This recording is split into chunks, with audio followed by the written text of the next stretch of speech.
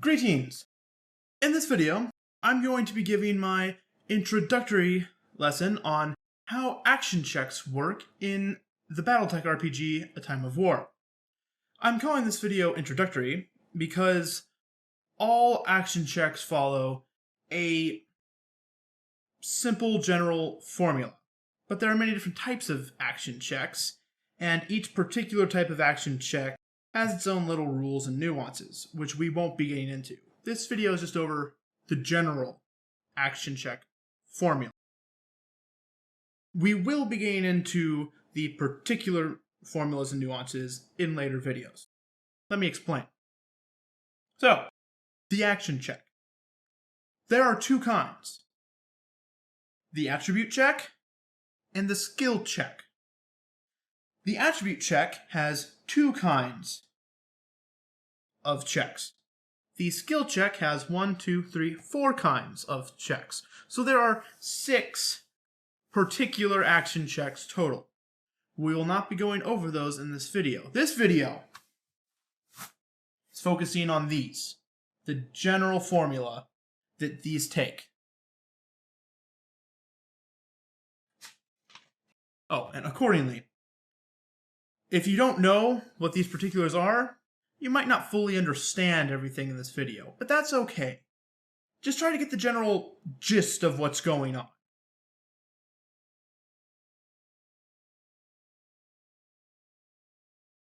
Alright, this is the basic formula for all action checks.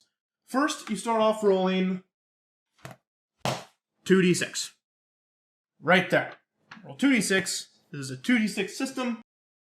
And then you add to that roll modifiers, or roll mods. Those two numbers sum together to get the modified roll. And it's the modified roll that's important. And that's how all action checks work. Roll 2d6, add your roll modifiers, get your modified roll number. But the roll mods can get a little detailed. There are at least 3 types of roll mods. If you're doing an attribute check, you're going to have your attribute score, or scores, as a roll mod. If you're doing a skill check, you're going to have your skill level as a roll mod. Additionally, there will be the action difficulty roll mod. The action difficulty roll mod is determined by your GM based on how easy or difficult the action is. In A Time of War, higher rolls are better. You need to meet or beat a certain number to pass. Accordingly, if your GM gives you positive numbers as an action difficulty roll mod, that means the action is easier and you're more likely to succeed. If your GM gives you negative numbers as your action difficulty roll modifier, that means the action is harder and you're less likely to succeed. Alright, now, how do we use the modified roll? Is on the next sheet. You compare the modified roll to a target number. If your modified roll is equal to or greater than the target number, you succeed. It's meet or beat. The target number is determined by a chart, and each one of the 6 types of particular action checks has a certain target number assigned to it. The target number does not change based on the difficulty of the task at hand. That's for the action difficulty roll modifier. The target number stays the same in all circumstances. Never changes.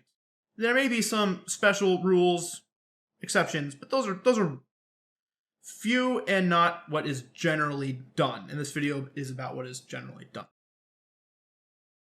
So, if your modified roll is less than the target number, you fail. You didn't meet or beat it.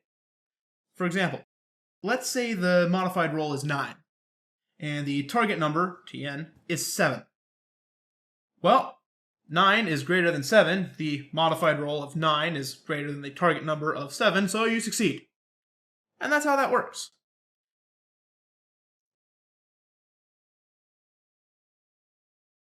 Now, we're going to move on to the concepts of margin of success, or MOF, and margin of failure, or MOF.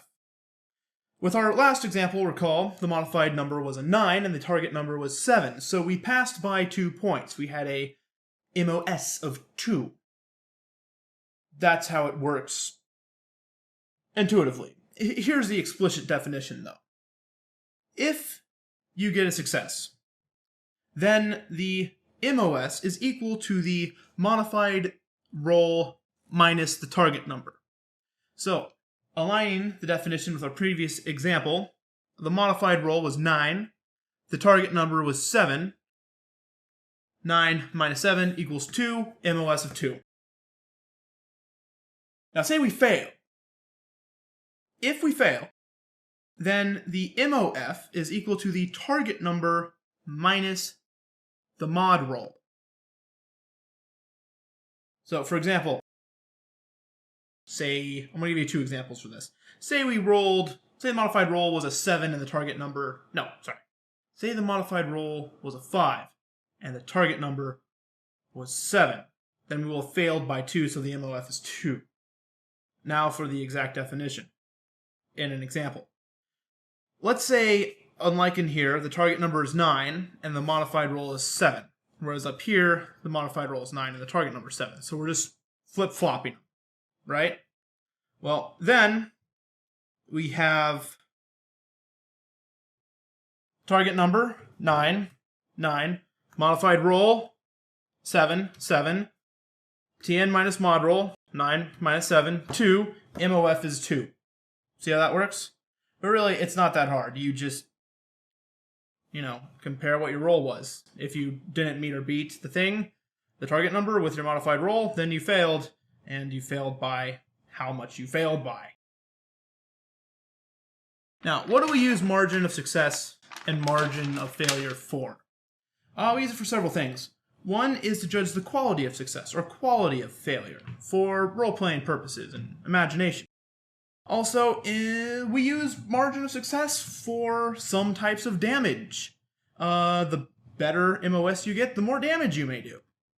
Role-playing reasons. Say you're interrogating someone, trying to get information. You make an interrogation skill check. The MOS might determine how much information you get and the quality of that information.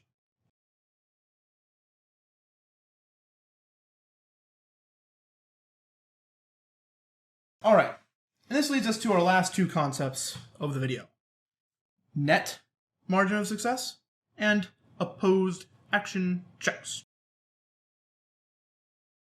An opposed action check takes place whenever 2 characters, be they player characters, PCs, or non-player characters, NPCs.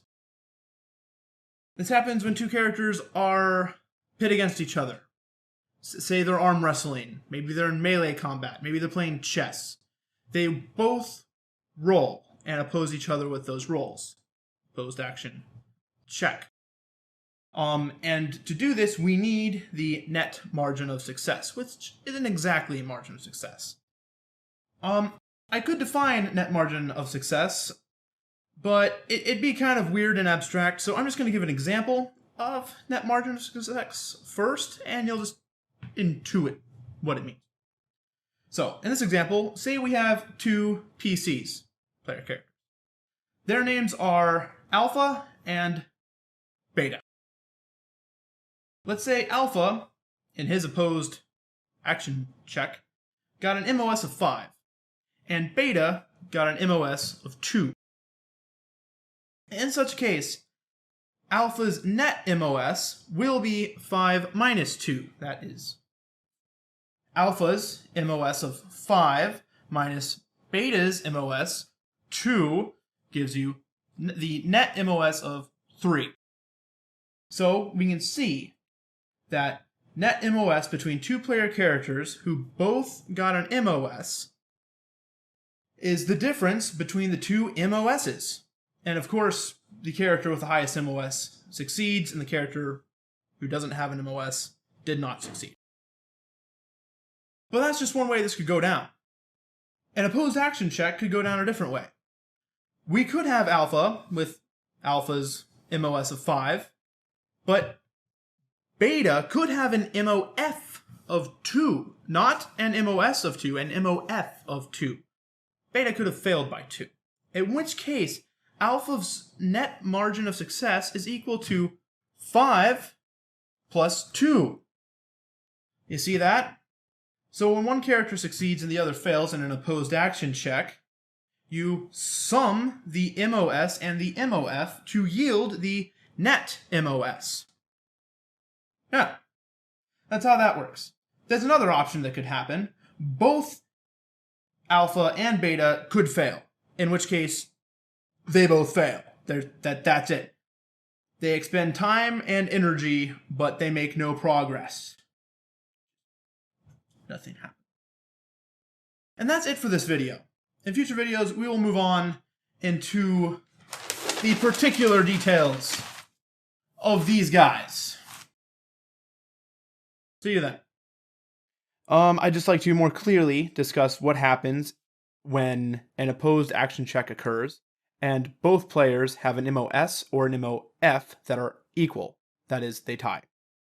So let's say both players get the same MOS. They both succeed and they both tie. In this case, the players or characters expend time and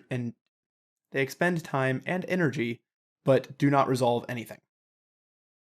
In the second case, if both players or characters fail, and they fail by the same amount, that is, they both have the same MOF, then both players fail, they expend time and energy, they don't succeed, but something bad may happen at GM discretion. The third point I want to talk about is fumbles. In the event that someone rolls a 2 or Snake Eyes, unmodified, on the die, that player receives an automatic fail. No amount of modifiers can cause a success.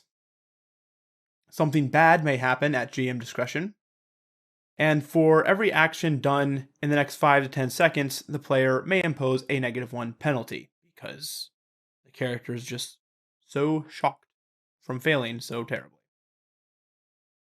And the last point I want to discuss is the stunning success and miraculous feat. In the event that somebody rolls boxcars, or 12 unmodified on the dice, that player gets to roll an additional 1d6 and add that to the 12. And if that player does not roll 6, then that's the end of the rolling. But if that player does roll a 6, then the player gets to roll 1d6 again and keep rolling. If they roll a 6. If they don't roll a 6, they stop. And this repeats itself until the player has rolled a total of 5 times. Only if each of the 1d6 rolls resulted in a 6. So the highest you can get on a roll is 30. If you manage to achieve this, you succeed on anything that is physically possible. It's a miraculous feat. And that's it for this video.